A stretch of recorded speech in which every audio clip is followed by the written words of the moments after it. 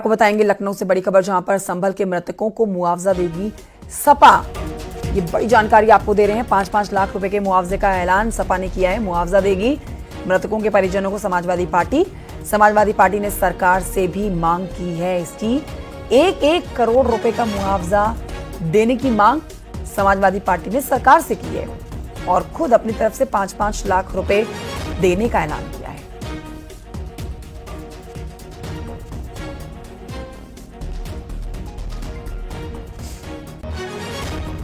24 नवंबर के घटनाक्रम के बाद से लगातार जिन लोगों की जान गई है उनके मृतकों को मुआवजे की मांग समाजवादी पार्टी कर ही रही है।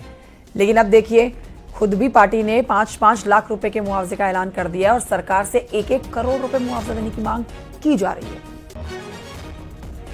अलाउद्दीन और जानकारी देंगे इस खबर पर। अलाउद्दीन, आज तो समाजवादी पार्टी का डेलीगेशन जाना था संभल, लेकिन वो पॉसिबल नहीं हो पाया। अगर समाजवादी पार्टी संभल नहीं जा पा रही है तो इस एवज में मुआवजे का ऐलान सही, 5-5 लाख रुपए का मुआवजे का ऐलान मृतकों के परिजनों को।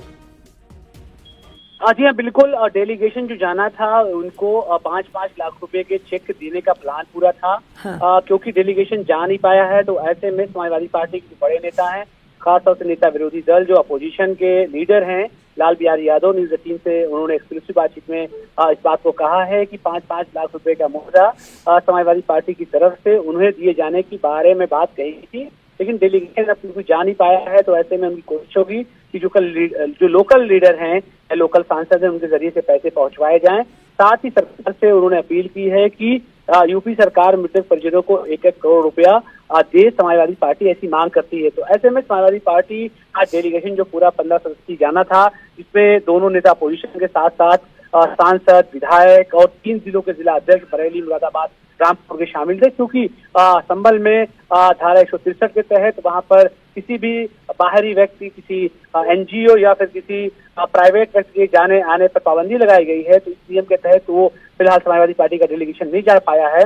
लेकिन इन तमाम खबरों के बीच में समाजवादी पार्टी ने ऑफिशियली इस बात की पुष्टि कर दी है, जिसकी न सिर्फ न्यूज़ 18 के पास ऑफिशियल वर्जन है, बल्कि इस बारे में विस्तार से जानकारी भी दी गई है कि 5 जो व्यक्ति हैं उन तमाम लोगों को समाजवादी पार्टी 5-5 लाख रुपए प्रदेश अध्यक्ष की तरफ से दिए जाएंगे। साथ ही समाजवादी पार्टी एक पत्र लिखेगी उत्तर प्रदेश सरकार को, जिसमें बात कहेगी कि उन तमाम मृतक के परिजनों को 1-1 करोड़ रुपया सरकार अपनी तरफ से दे। हालांकि 1-1 करोड़ रुपए की जो बात है, क्या इसमें कोई सरकारी नौकरी भी शामिल है या किसी और चीज की समाजवादी पार्टी मांग करेगी, इस बात की पुष्टि नहीं हो पाई है। लेकिन ऑफिशियली 1-1 करोड़ रुपया सरकार की तरफ से भी दिया जाए, इस बात को भी नेता अपोजिशन, नेता विरोधी दल जो विधान परिषद में लाल बिहारी यादव, उन्होंने इस बात को माना है। शुक्रिया आपका अलाउद्दीन जानकारी के लिए।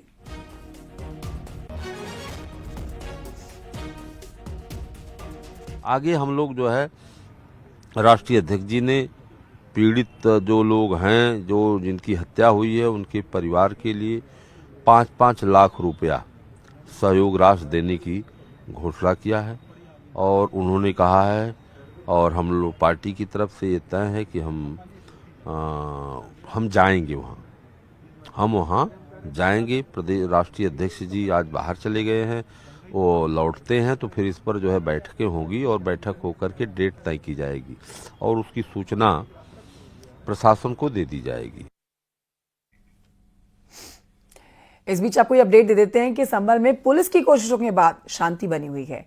डीएम ने सुरक्षा के लिहाज से बाहरी नेताओं के आने पर फिलहाल बैन लगा रखा है 10 दिसंबर तक। लेकिन बावजूद इसके समाजवादी पार्टी का डेलीगेशन संभल जाने पर अड़ा हुआ है, जिसके बाद अब ये सवाल उठ रहे हैं कि क्या संभल हिंसा पर समाजवादी पार्टी सियासत कर रही है। और इस मुद्दे पर आचार्य प्रमोद कृष्णम से भी खास बातचीत की गई है, सुनिए। आचार्य प्रमोद कृष्णम जी हमारे साथ में हैं। सर, जिस तरीके की संभल में घटना हुई और उसके बाद समाजवादी पार्टी का डेलीगेशन जबरदस्ती जाने को वहां तैयार है, आज पुलिस ने रोक रखा है, किस तरह से देखते हैं जी? पहले लोगों को भड़काओ, फिर पत्थर फिकवाओ, फिर दंगा करवाओ, फिर डेलीगेशन भिजवाओ। ये दंगा कराने की नीति है या शांति की नीति है? वहाँ जो बच्चे मरे हैं, ठीक है, मैं उनसे ज्यादा दोष उन लोगों का मानता हूँ जिन्होंने उनके हाथ में पत्थर दिए।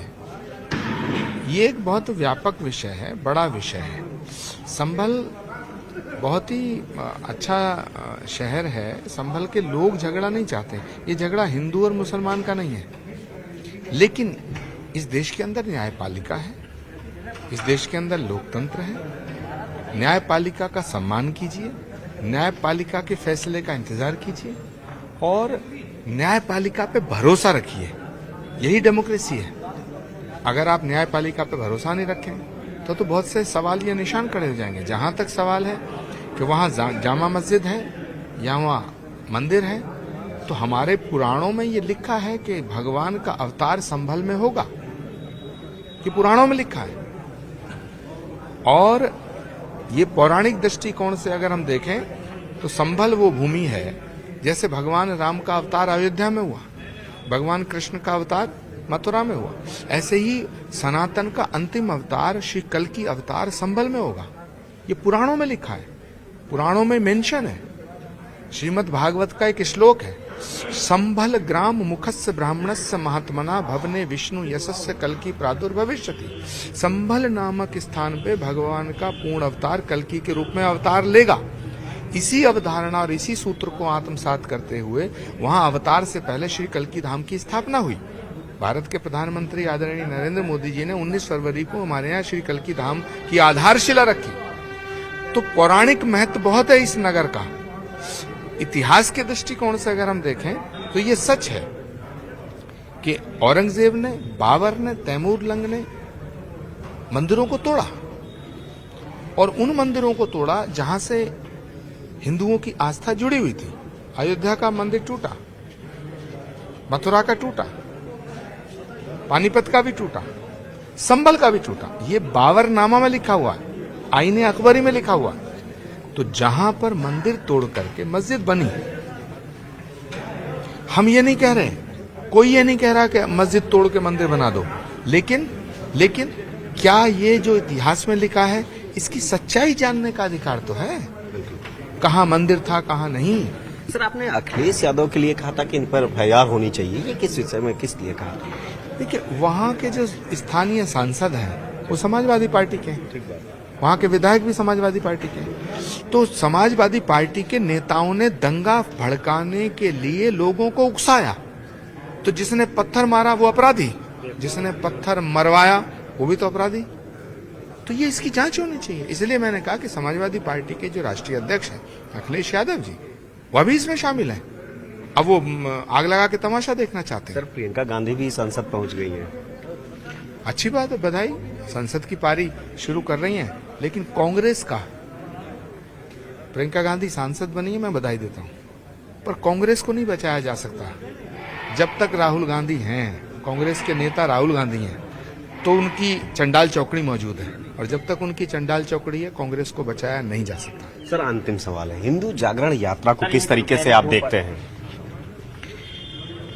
देश में लोकतंत्र है, सब अपने अपने धर्म को जागृत करना चाहते हैं, तो जो भी यात्राएं निकलती हैं यात्राओं का स्वागत है, यात्राओं का महत्व है।